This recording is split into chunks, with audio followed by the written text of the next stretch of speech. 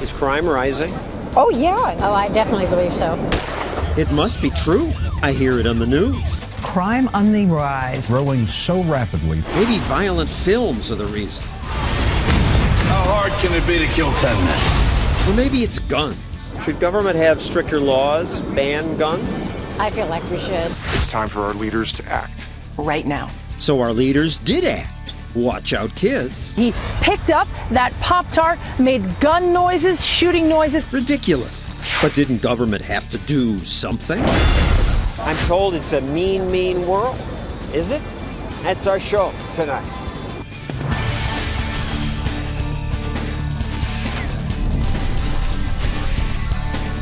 And now, John Stossel.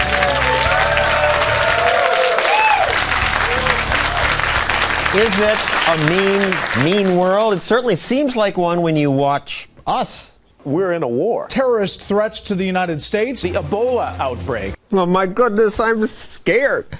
It is a mean, mean world, worse than ever. The starvation is just breathtaking. Massive flooding. This world is about to go through some disasters. Most people say horrible things are happening, and some are, but they've always happened. And they used to happen more often. Look at this chart.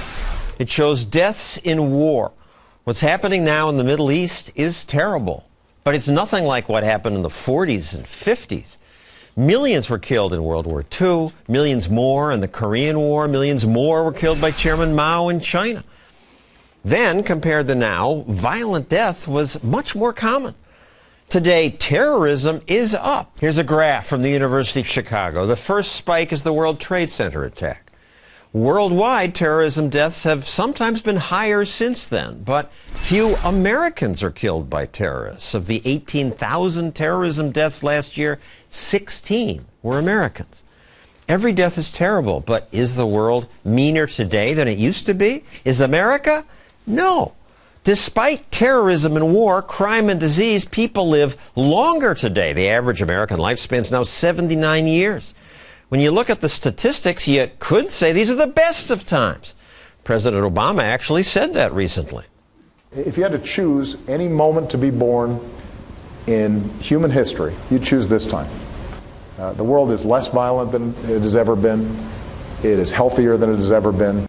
He was mocked for saying that, and yet that statement is absolutely true, although it's not what we usually hear on TV. We are in a very dangerous time right now, even more so perhaps than at the height of the Cold War with the Soviet Union. More dangerous than the Cold War when the Russians had thousands of nuclear missiles pointed at us and Khrushchev said, "We'll bury you"? Give me a break. I don't think so. The world is less mean now, and that's especially true in America, where people are convinced that crime is on the rise. It seems like there's more. I believe it is much worse. I think crime's on the rise. I got a conceal and carry license because, no, I don't feel safe anymore. Has crime gotten worse? Well, yes. It has. Worse than when you were a child? Yes. Yes. We didn't have to lock our doors. Now we have to lock our doors. Now we have to lock our doors. We used to leave them open. Well, John Robin studies crime for the Urban Institute. What are these people talking about? Well, I think people just don't know that crime is down. In the last, if you look at the last century, from the 20s through the 50s, crime was pretty steady at a low rate. Crime explodes in the 60s and 70s, stays astonishingly high in the 80s, and then declines in the 90s. And then sort of stays the same last decade. In the last 5 or 6 years, it's declined again. And that story just is not getting told. Homicides down 51%, rape 35%, robbery down 56%, assault down 45%. It's good news. It's great news. But the thing is, and the thing that's interesting about it is, in the 90s, crime declined everywhere. But in the last 5 or 6 years, it's really only declined in some cities. If you're in Washington or New York or Dallas or San Diego, violent crime is way down. If you're in Philly or Chicago or Detroit, it's not. And the stories about the crime in Philly and Chicago and Detroit are getting told all across the country. Because that's the big news. But overall, it's down. But some people just have a hard time believing this. And when I tell them, most wouldn't believe me. Is crime rising? Oh, yeah, in Chicago and big cities, sure it is. Would you be surprised if I told you crime is not up? It's down? Yes. I think crime is on the rise. Finally, a former police officer. Is crime up? Statistically, it's down. I used to do statistics for the police department back in like 94, and our homicides actually ended up being 942. And that was like the high in that decade. Now it's about half that. Interestingly enough, New York during that time was reaching 2,300. And right now, New York and Chicago are like neck and neck for homicides. It's our most informed interviewee so far. Actually, his numbers were a little off, but they were close. It's true that crime is down. Here's the murder rate from 1990 to now. Here's rape. Here's robbery. And even when you tell people they don't want to believe it? People think that crime in their neighborhood is getting better, but they think crime in the city that they live in is getting worse. And the reason is that they're bombarded with messages from media about how violent the world is. They're bombarded with shows like Gangland that show them gang violence that's really from 1990, but they're not told that's sort of portrayed as being from today. And so, of course, people have the wrong message. And why is it down? We had places where we had immigrants move into central cities. We had them reduce the amount of segregation in those cities, and that helped create gentrification, which created this virtuous cycle of economic development, which has really helped some cities. I would also think it's technology. When people can call the police more easily and there are video cameras everywhere, it discourages the crook. The cell phone's a great example of how things other than, extending the length of prison sentences have helped to reduce the crime rate. For instance, the cell phone means that instead of having to go to an open-air drug market where there's lots of violence among the dealers and violence between the dealers and the buyers and among the buyers, now you can just call your dealer on a cell phone and they'll bring it to you. Okay. As you mentioned, as with all trends, there are exceptions. Crime sometimes goes up for a short period in a specific place, and that bad news gets hyped. Violent and property crimes on the rise in this country for a second year in a row. Yes, that was true. In 2012, crime was up, but the trend has been down. Well, crime was up according to a survey of Americans. Crime, according to what was reported to police in 2011 and 12, was down. Violence was reduced. But the bad news gets picked up because bad news is news. Nobody's out by the back fence gossiping about who's being faithful to their spouse. If it bleeds, it leads. We all know this, right? Like the spouse analogy. And I think what's happened in America is every time somebody cheats on their spouse now, it's on the news somewhere. Whereas it used to be just come gossip to that yet. over the fence. All right, some myths. Suburbs are safer than cities. That used to be true. That's getting to be less true. The good news is that when we tear down high-rise public housing and we move people out of really violent places that poison the people, the crime doesn't follow them. Another myth, there's more mass killings, serial killings. The whole notion of serial killers is completely overblown. It sells books, it sells movies, it's wonderful fodder for TV shows. It's great. It's a great story to tell. It's really rare in America. If you talk to serial killers or serial offenders, I rarely do, and I have. And what they'll tell you is they can't believe they didn't get caught. They're not criminal masterminds. They're just people with a predilection they can't control, and they're pretty rare. I wonder what would happen to the crime rate if we legalized drugs. If drugs were legal, would there be much more crime? Yes, I think so. I think drugs is a cause of a lot of crime. If heroin and cocaine were legal, would there be more or less crime? I definitely think more. When you're taking substances like that, you don't think normally, and you're going to do more things to hurt people. And that's what the very respected managing editor of Fox News Health.com says. Dr. Manny Alvarez wrote this article saying, it's clear crime and drug use is on the rise. Absolutely. But it's not. Absolutely. You saw those graphs. Oh, come on. Listen, if you want to pick and choose statistics to prove a point. It's from the FBI. Ahead. Look, this is today's Wall Street Journal. You like the Wall Street Journal? Sometimes. Look at the heading. Mass shootings on the rise. This is a report from the FBI. Today. Just today. Right. So when you look at... But let me respond. They cherry-picked the year 2000, which was a low year. And your statisticians are cherry-picking the data. Violent crime is out of control. Drug abuse is out of control. Ask any doctor. It's less than it used to be, right? Yeah, and I used to have more hair, but I'm still bald. You know, look, at the end of the day, crime is a problem. You're a scaremonger. No, I'm not. I'm the guy who's at the hospital. You know what? When you go... It's horrible when it happens. But there's less of it. John, help me out here. You are entitled to your own opinions. You are not entitled to your own facts. No, and the facts are that violence in America has declined substantially. You just said before that in suburbia, for instance, right, where used to be happy-go-lucky neighborhoods in America today. You know, I walk my neighborhoods, and I live in one of the most wonderful neighborhoods in America. I walk that neighborhood, and I find, you know what I find? Heroin packets open, burned. Why? Because heroin is only $8 today. Back in the 70s, a pack of heroin would probably cost you, I don't know, $100. So but today, why do you want to keep fighting the drug war if it's not working? Why? Because I don't want more people addicted. Portugal decriminalized, and there are fewer addicts. Portugal make it less sexy. No, they give you a pass on 1 gram of cocaine or heroin. 1 gram. Is that what you have there? No, this is just to show and tell. I'll give you a free pass on that. But when you have all of that, you go to jail just like any place else. So there's different standards of criminal code. It's not the argument of legalizing drugs around the world. One man I interviewed inadvertently revealed a logical inconsistency to his wish to ban drugs. He's from Malaysia. If heroin and cocaine were legal, would there be much more crime? Oh yeah, in my country, if you have more than 10-15 grams, you definitely are going to the hangman's noose. So there's no drug use in your country? Yes, there is. You say the answer is tough laws like the hangman's noose, but there's plenty of drug use anyway. Yeah. So it's not working? No, yeah, it's not working, but I think there are a lot of other things involved. It's not working here either. I do believe that the criminal code needs to be analyzed more deeply. You know, the legalization of marijuana, I used to be against it.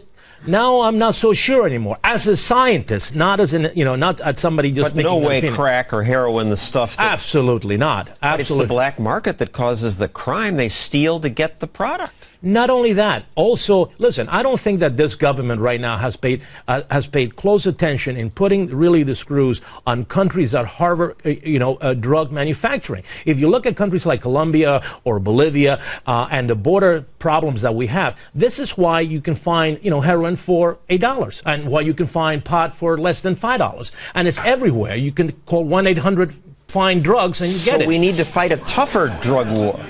We need to do our job. And the job of government is to protect the people. And right now, this country is not being protected at any level. So you want more protection? I don't know. Thank you, Manny and John. To join this argument, please tweet using that hashtag #MeanWorld or post on my Facebook page. We want to know what you think about this. Coming up, Hollywood hypocrites. They don't want you to have a gun. Newtown. Newtown. How many more? Enough. Demand a plan.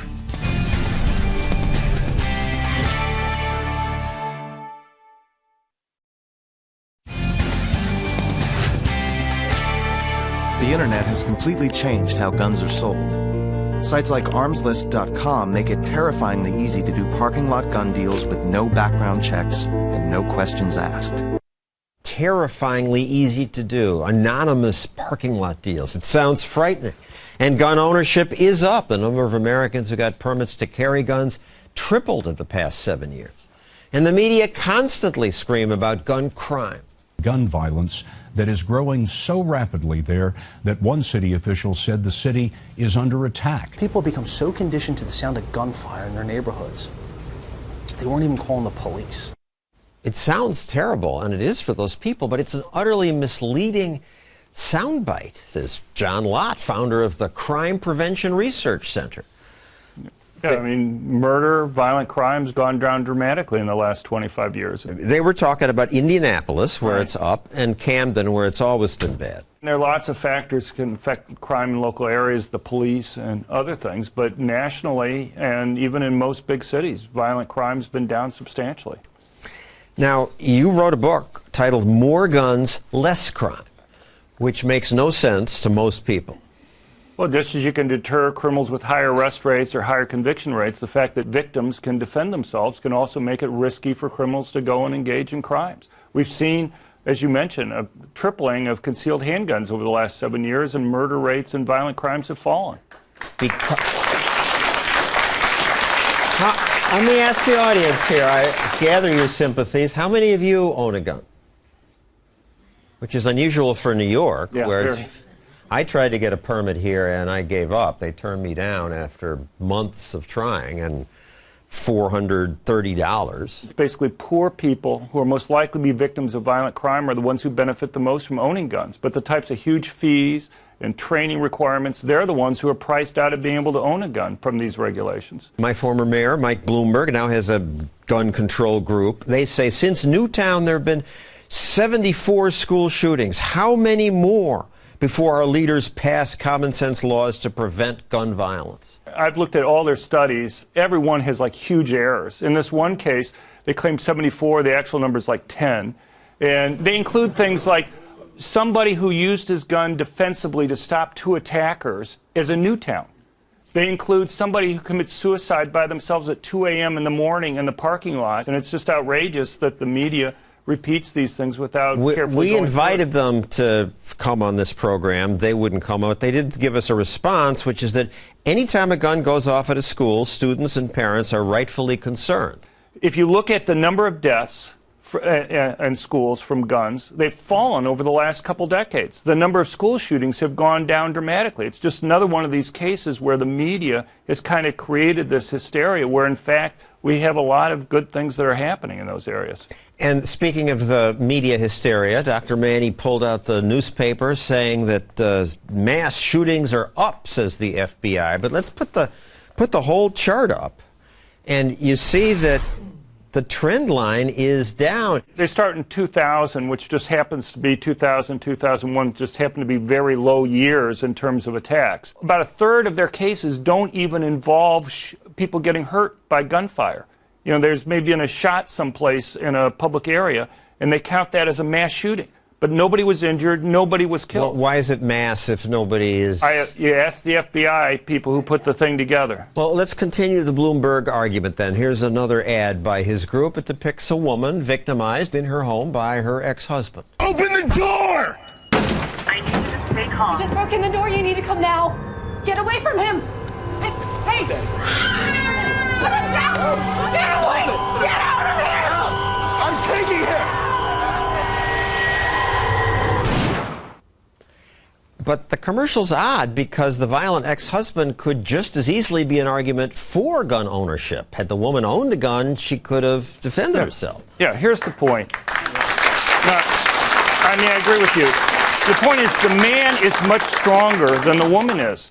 The presence of a gun represents a much bigger change in her ability to defend herself than it does for a man to go and do the attack. He's already much stronger. And so, you know, if anything, what you find is that women benefit much more than men do from having guns. Well, we threw that at the Bloomberg group, too. They said we should be focused on keeping guns out of the hands of domestic abusers in the first place. The presence of a gun in a domestic violence situation, whether it belongs to the woman or her abuser, makes it 5 times more likely that the woman will be killed. The Bloomberg people just can't get these things right. The very study... They cited a study. I know, but if you actually read the study, maybe they're used to media people that don't read the studies. We read the study. It doesn't say what they say. It says the opposite. That women who are separated that have guns have a lower probability of that type of harm happening to them.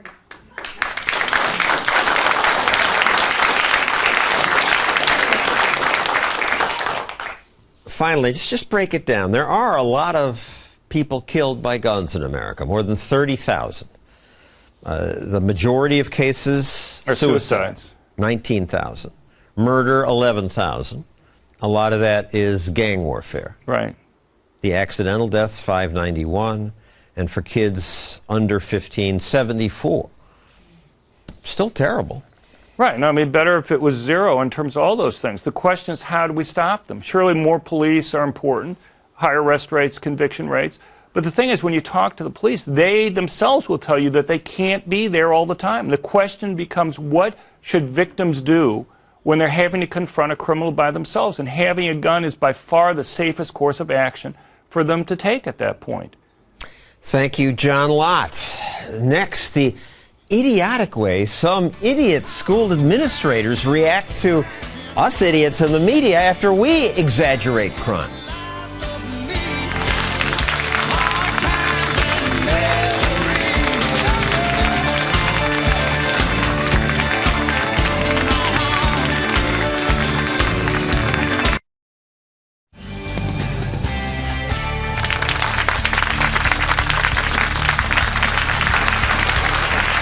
We should have a contest sometime. Just how stupid are some school administrators? In Maryland, a 7-year-old was suspended. Why? The teacher says that he picked up that Pop-Tart, made gun noises, shooting noises, and pointed it at children. A Pop-Tart? These are really a threat? What is the school thinking? The school said it wasn't the first offense, and it's unfortunate that his lawyer turned it into a spectacle. But it's not unfortunate. Someone should make a spectacle of overreaction like that because it keeps happening. Kids get punished for playing with toy guns, even off school property. The Virginia Beach City Public School System suspended her 13-year-old son Khalid and his friend Aiden Clark because they were firing this spring-driven airsoft gun on the Caraballo's posted private property. Including my son. He's private property to me. He's my property, not the school's property, until he is in their school and on their school bus. Or even at the bus stop. And even on school property, I wouldn't think a toy gun would be such a huge deal. Patrice Lee of the Independent Women's Forum tries to keep track of these cases. Patrice, it's a mean world. We got to make sure the kids get the message. You're feeding into the culture of alarmism here. What we're seeing is an overreaction by school administrators and people who are trying to stop what could be harmful actions on the parts of young kids, but they have an unintended consequence of really harming the students that they're meant to help. What are these people thinking? I mean, a Pop-Tart.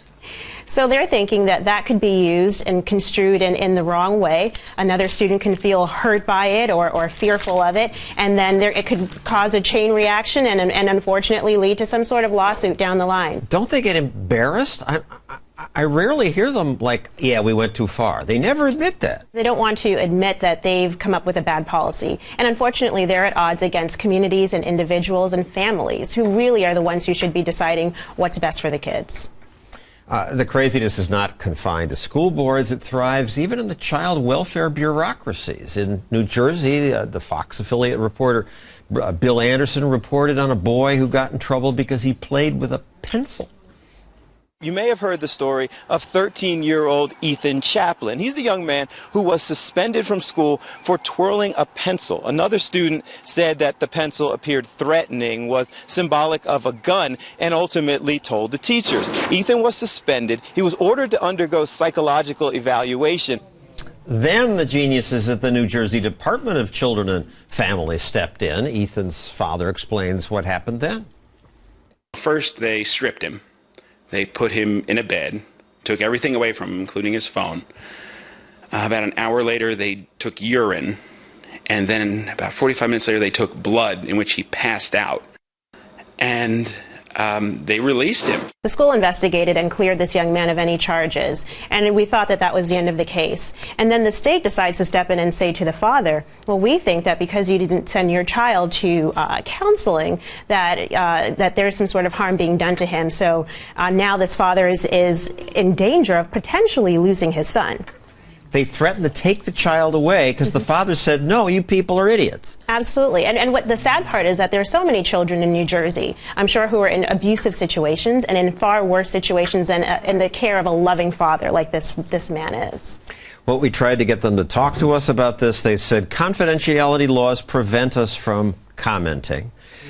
Simply twirling a pencil is not a basis to initiate Child Protective Services. They imply there was some other sinister stuff going on. That's what happens when you stand up against bad, misguided policies. But that doesn't mean that parents and children should not stand up when things like this come against them. A few other cases. 6-year-olds have been suspended for playing cops and robbers and using their finger as a gun.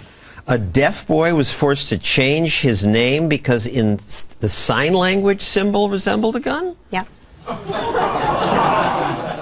A Georgia teenager was charged with a felony because he had fishing knives in his car. Mm-hmm. And an 8th grader was given detention for sharing a meal with a hungry student because they worry about food allergies? A young man who was just helping another student who was hungry that day and was really going to throw away the other half of his uneaten burrito. He said, you know what, why don't you have my sandwich, my burrito? And the school said, nope, there's a no tolerance policy against sharing lunch or sharing food whatsoever. What we're seeing is just a reaction. Because there's a fear that you can pass on germs and some sort of infectious disease. Again, overreaction, and it's meant to stimulate us to feel like the world is falling and our children are at risk. They're not at risk. They're safe, and we should be protecting them, not turning it over to the schools. Thank you, Patrice. Next, Hollywood hypocrites. Columbine. Virginia Tech. As a human being. For the children of Sandy Hook. Demand a plan.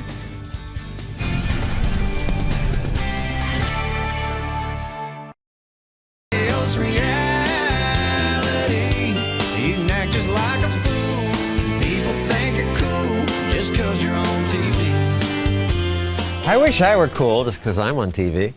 I am told those of us on TV have influence, and that's why some of us and movie stars use their celebrity to promote causes, and in this case, gun control. Fort Hood. Oak Creek. Newtown. Newtown. Newtown. For the children of Sandy Hook. Demand a plan. Okay, they're entitled to their opinion. They want gun control, except many of them are hypocrites. Film critic Christian Toto is here to explain why. Why are they hypocrites? Well, you know, some of the actors in that particular clip have been in other movies, and in those movies they engage in a lot of violent activity, guns, explosions, and they're showing themselves in a very it's a kind of a glamorous way to look at fighting the bad guys and saving the day. And shortly after the celebrities' anti-gun commercial aired, someone made a new version, adding clips, like Christian mentioned, of what many of those actors do in their films. Columbine.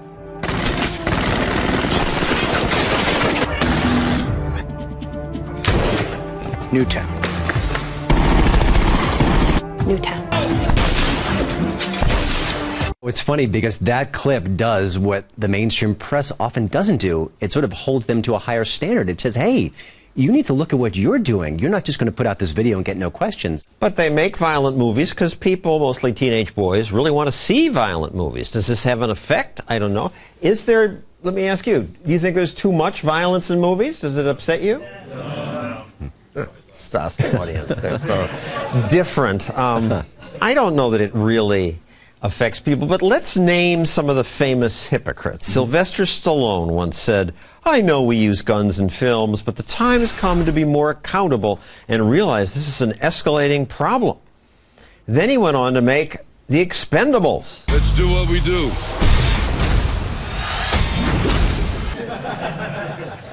Grudge Match.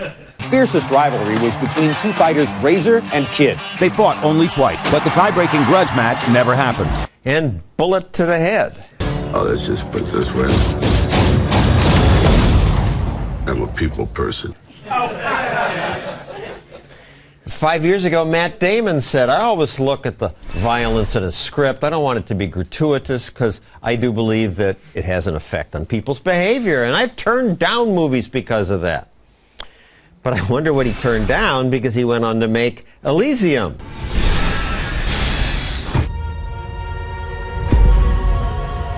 True Grit. I'm a Texas Ranger. And Green Zone.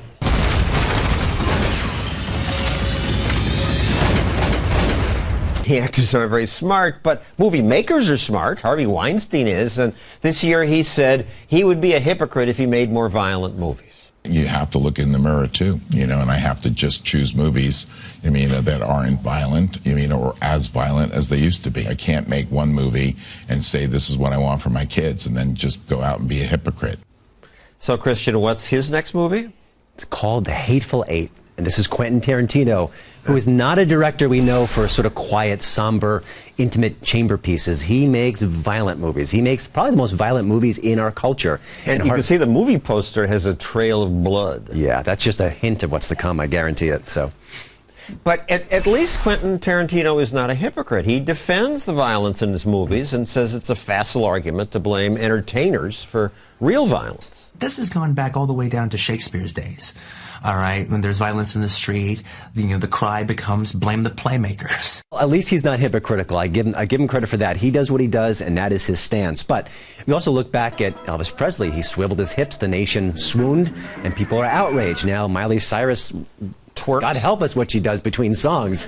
I mean, she starts her own sort of revolution in a way. So there is a point where, we do look at the culture and we do kind of compare what these artists are doing. But I also think that as an artist, I should think about what my product does and what impact it has. They're not totally dumb. They do this because it works. Absolutely. I mean, if you look at the movies that are violent today and then compare them to 30, 40 years ago, it's a much different story. Even the superhero films, I can watch let my children watch Superman with Christopher Reeve. Wouldn't let them watch Captain America, the new film. It's very violent. I enjoyed it. I'm an adult. I can process it. But other kids can't. So it is really tricky. PG-13 movies have a long range of kind of a little bit of violence and a whole lot of violence. On the other hand, much more violence in entertainment and crime is down. So that's the good news. Thank you, Christian. Coming up, the studio audience gets to quiz our guests, and then I'll make the case it's not a mean world, it's a better world.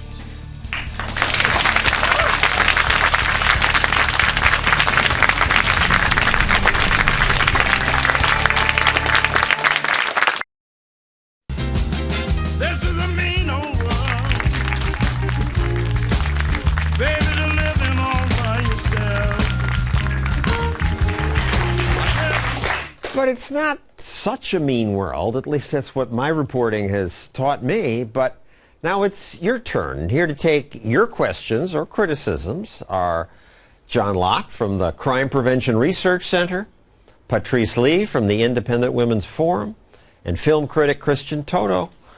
First question from Facebook. I guess this is for you, John. Nick Trika asks, a common counterargument to pro-gun people is Australia put strict gun laws in place in 1996. Since then, they've had a low crime rate, no mass shootings. What's your response? I think it shows the opposite of what he thinks it shows.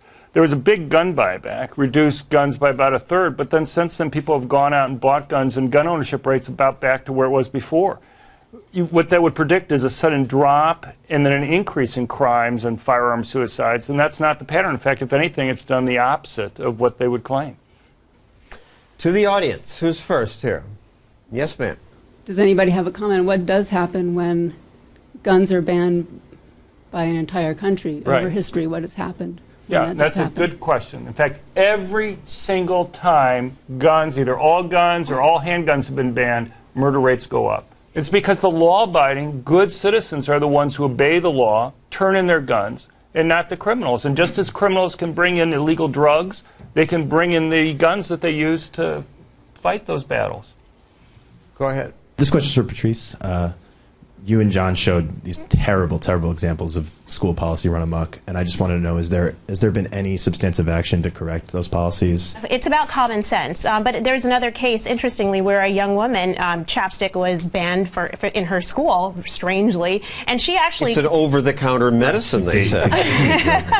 But what she did is she collected 30,000 signatures and is turning them into her school system to say, you know what, actually this ban does not make any sense, and for me, who has a chronic chapped lip problem, I deserve to be protected just as much. So it's as much about the individuals and the parents standing up, and then, laws maybe, but when we stand up and we unite together, that causes a lot of change. You have talked about movies and efforts to ban guns, but what about video games? They are continually demonized in the media, and yet any research is conflicted at best. Most of it is. Christian, you have a take? Yeah, I mean, video games are more intensive because you're taking on the identity of the shooter in many cases. So it's not just you watching James Bond saving the day. It's you shooting at different people. Video game use, violent video game use is way up, and crime is down. In Japan, you play even more of these horrible games.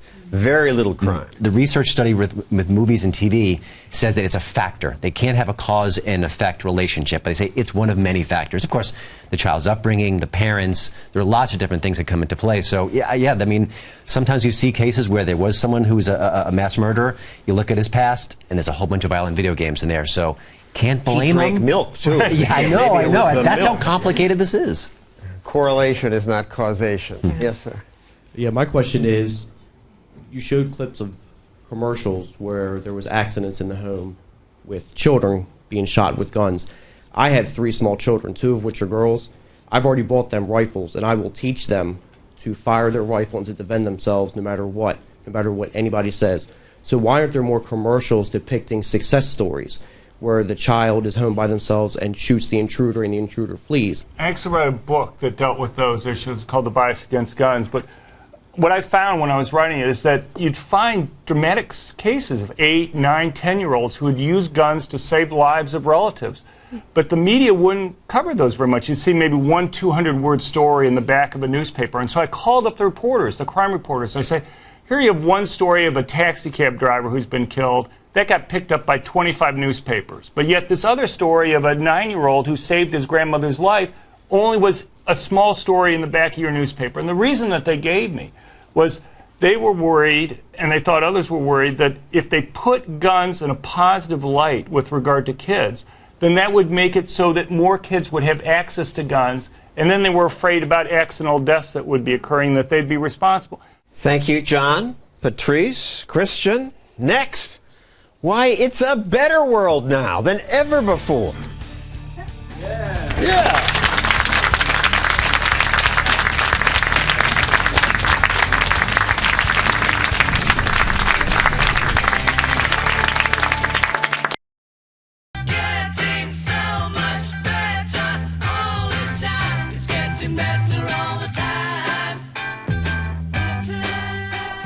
It is getting better. We live longer now. Fewer people live in dire poverty. There are fewer wars. The last decade saw the fewest lives claimed in war since record-keeping began. Despite all the scary things we report on now. And I don't mean to minimize those risks. They are real, and these need to be addressed. But for most people, most places, the world is less mean. There's something called nostalgia syndrome, where people assume things used to be better, as in this Woody Allen movie where the star wants to return to Paris in the 20s. Oh, I see. And no global warming, no TV, and suicide bombing, and nuclear weapons, drug cartels. The usual menu of cliched horror stories. Well, you know, nostalgia is denial. Yeah, nostalgia is denial. It was once considered a disease. This article in The Atlantic reports a Russian general told his troops, the first one to come down with the nostalgic virus will be buried alive. And he made good on his threat. Nostalgia makes us forget that the past largely sucked. People died young. 50 years ago, most men my age were already dead. Crime was common. Suffering and violence were much more prevalent. The air and water were filthy. Today, the air and water are cleaner, and crime is down over the past 25 years. Murder dropped by 50%, robberies by 50%, rape by 25%. We libertarians complain about today's politicians destroying our freedom and our future, and they do with their taxes and suffocating rules and overspending. But in spite of that, the free market has managed to make most of our lives less mean. Most of us have more choice and safer, longer, and more comfortable lives. Also, if you are black or gay or a woman, America is much less mean than it was. Let's not forget how bad things were for minority groups just a few decades ago. 50 years ago, few Americans worried about terrorism. We worried about different things. The population explosion is unstoppable. Millions will starve. Pesticides will give everyone cancer. The globe is cooling. A new ice age may come. More recently, do you remember the scare of 1999? Is it possible that we're in for an international disaster because so many of the world's computers will be utterly confused by what date it is? It's a problem that some fear could cripple the nation. Everyone knows failure of Uncle Sam's computers would be chaos. This is not one of those summer movies where you can close your eyes during the scary parts. When the year 2000 hit, all the airplanes were going to crash because computers can't handle the flip from the year 1999. And yet you probably don't even remember the Y2K scare. I remember only because I get paid to remember. I report on this stuff. But evolution has trained our brains to focus on today's scare. We forget the problems of the past and get scared about what the media hypes now. A University of Pennsylvania dean once said, people who watch lots of TV develop mean world syndrome. They feel they live in a gloomy world and that crime's rising, and this fear leads to bad politics. Fearful people are more dependent, easily manipulated and controlled. They may accept even welcome repression if it promises to relieve their insecurities. That's the deeper problem.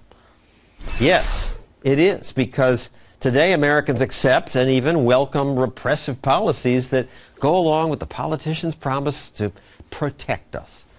And we need protection. Most of that is government's job. But the world has not gotten meaner. We don't need more protection. The world is less mean now. Let's enjoy that and try not to mess it up. That's our show. Thank you for watching.